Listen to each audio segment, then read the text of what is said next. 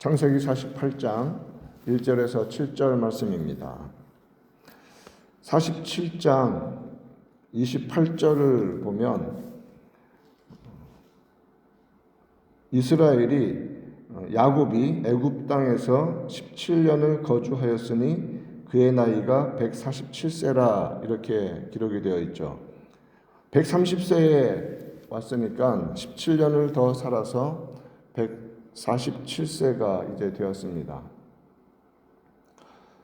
그동안 이스라엘 족속은 어떤 일이 있었냐면 47장 27절에 보면 이스라엘 족속이 애굽 고센 땅에 거주하며 거기서 생업을 얻고 그 다음이 중요한 표현인데 생육하고 번성하였더라 라고 말합니다. 17년 동안 누가 봐도 갑자기 그로잉하는 그러한 생육과 번성이 애굽 땅 고센 땅에서 일어난 것입니다. 야곱은 자신의 기운이 쇠해지고 죽을 날이 가까이 온 것을 알고서 요셉을 불러 맹세하였습니다. 그것이 47장 맨 마지막 부분에 나타나는 일입니다. 47장 29절 그 마지막 뒷부분을 보면 하반절에 내 손을 내 허벅지 아래에 넣고 인애와 성실함으로 내게 행하여 애굽에 나를 장사하지 아니하도록 하라 라고 맹세를 시킵니다.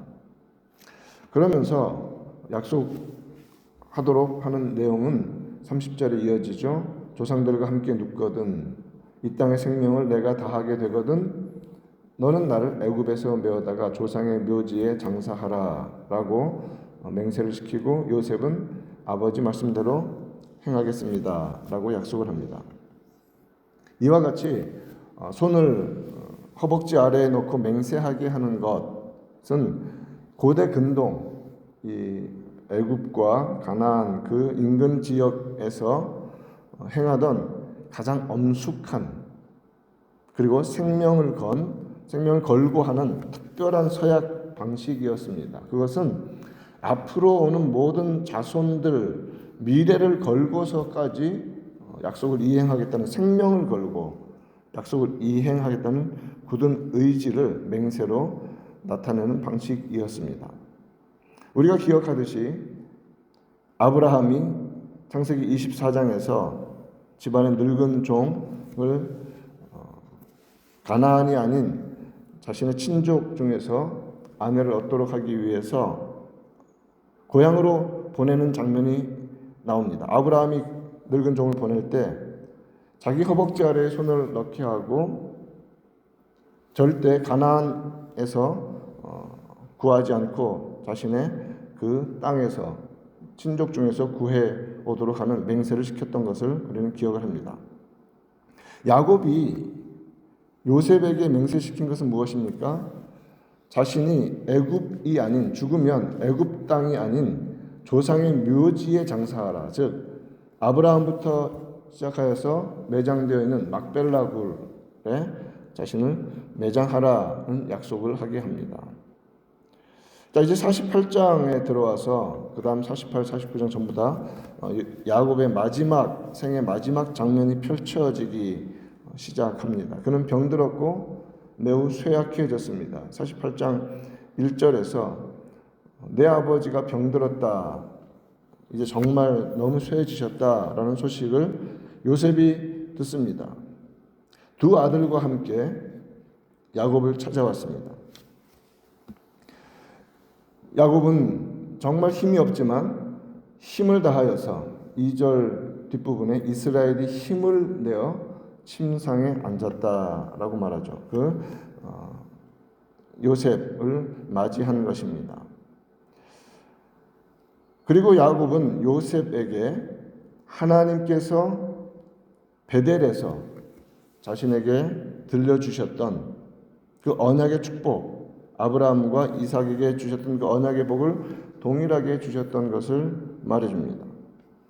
3절 말씀 이전에 가나안 땅 루스에서 전능하신 하나님이 내게 나타나 복을 주시며 말씀하신 내용들을 4절에서 뭐라고 합니까? 내게 이르시되 내가 너로 생육하고 번성하게 하여. 자, 이 단어와 아까 27절에서 말한 생육과 번성이 겹치고 있죠. 그 약속이 이미 성취되고 있음을 보게 됩니다. 생육하고 번성하게 하여 내게서 많은 백성이 나게 하고 내가 이 땅 가나안 땅을 내 후손에게 주어 영원한 소유가 되게 하리라 하셨느니라. 이렇게 베델에서 받은 축복의 말씀, 약속의 말씀을 야곱이 요셉에게 들려줍니다. 야곱은 같은 장소 베델에서 하나님의 약속을 받은 것이 두 번이었던 것을 우리는 기억하죠.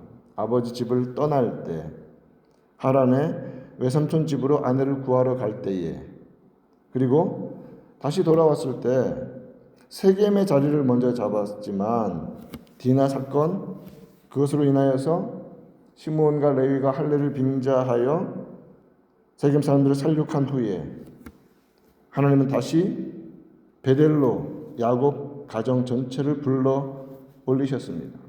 지금 여기서 요셉에게 들려주는 이 축복의 말씀은 그가 두 번째, 즉 하나님께서 온전한 서원을 이루도록 하시기 위해서 불러 올리셨을 때 하나님께서 요셉에게 주셨던 그 축복의 말씀과 동일합니다.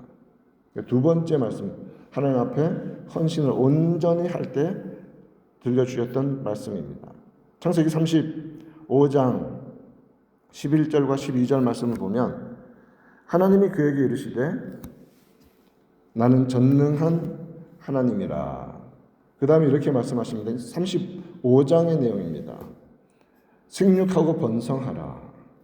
한 백성과 백성들의 총회가 내게서 나오고 왕들이 내 허리에서 나오리라. 내가 아브라함과 이삭에게 준 땅을 내게 주고 내 후손에게도 그 땅을 주리라. 이렇게 말씀을 하셨습니다. 하나님께서 언약 백성들을 생육하고 번성하게 하신다는 축복, 가나안 땅을 그의 후손들이 차지하게 될 것이라는 약속. 내용은 첫 번째랑 두 번째랑 같죠. 그런데 표현 자체가 생육과 번성을 강조하는 내용은 두 번째 완전히 그 내용과 오늘 그가 기억하여서 요셉에게 들려주는 내용과 동일하다는 말씀입니다. 이 말씀 속에서 요셉이 아무리 애굽에서 고관으로 살아간다 할지라도 또 지금 야곱의 가족이 요셉의 그러한 뛰어난 통치, 국가 운영, 그러한 은혜에 힘입어 애굽의 가장 비옥한 땅에서 살아가고 평안하게 살아간다 할지라도 그곳은 결국 떠나야 하는 나그네의 땅이었습니다. 궁극적으로 언약 백성들은 하나님께서 약속하신 언약의 땅, 축복의 땅을 향하여서 나아가고 있는 거류민이었습니다. 그러한 축복 속에, 그러한 반복되는 하나님의 약속 속에 선명하게 제시되어 있는 내용이죠. 그리고 중요한 것은 그러한 하나님의 언약을 확인시킨 후에 야곱은 요셉을 혈통적인 장자로 세워줍니다. 5절 말씀에서 애굽에서 내가 낳은 두 아들 에브라임과 므낫세는 나의 것이다. 내 것이라고 하면서 르우벤과 시므온처럼 내 것이 될 것이다. 르우벤과 시므온 자신의 지금 아들들처럼 손자인 에브라임과 므낫세가 자신의 아들이 될 것이란 말이죠. 이것은 입양하는 세레모니인 겁니다. 입양.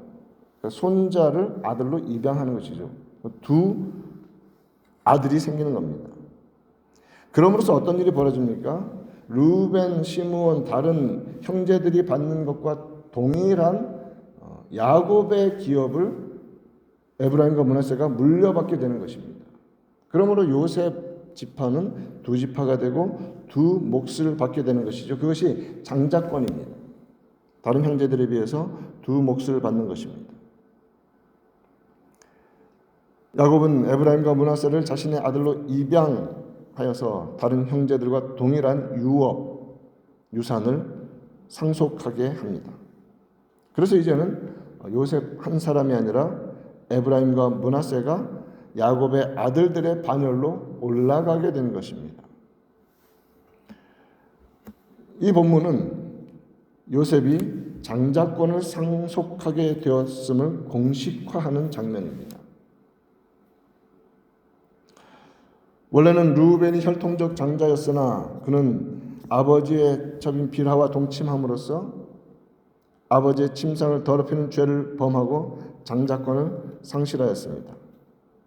그래서 야곱이 가진 이 장자 상속권은 요셉에게로 흘러들어가서 요셉의 두 아들이 다른 형제들과 같은 반열에 올라오고, 또 장자권에 속해 있는 이 왕권의 축복은 유다에게 계승이 되죠. 역대상 5장 1절과 2절 말씀은 이것을 정확하게 언급하고 있습니다. 이스라엘의 장자 르우벤의 아들들은 이러하니라 하면서 르우벤의 계보를 쓰다가 잠깐 멈추고, 르우벤은 장자라도 그의 아버지의 침상을 더럽혔으므로 장자의 명분이 이스라엘의 아들 요셉의 자손에게로 돌아가서 족보에 장자의 명분대로 기록되지 못하였느니라. 유다는 형제보다 뛰어나고 주권자가 유다에게서 났으나 장자의 명분은 요셉에게 있느니라. 분명히 말씀을 해주시죠. 장자의 명분, 장자의 축복은 요셉에게로, 그래서 에브라임과 므낫세, 그래서 에브라임이 가장 대표적인 그 혈통적인 장자로서의 지파로서 움직이는 것을 우리는 이제 역사 속에서 보게 될 것입니다. 오늘 이 말씀을 정리하면서 기억합시다.